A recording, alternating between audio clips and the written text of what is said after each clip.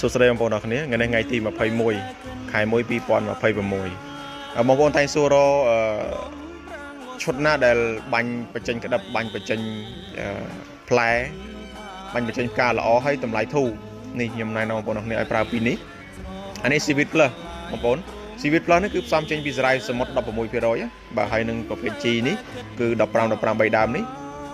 បងប្អូនគ្នាអាចប្រើពីនេះបាន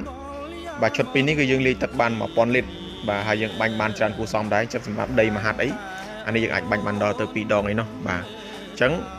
សម្រាប់បងប្អូនដែលមិនសូវមានលុយបងប្អូនគ្នាអាចសម្លឹងមើលឈុតពីនេះបានបាទល្អជួយបញ្ចេញក្តាប់ឲ្យលឿនថែក្តាប់ហើយនឹងជួយបញ្ចេញផ្កា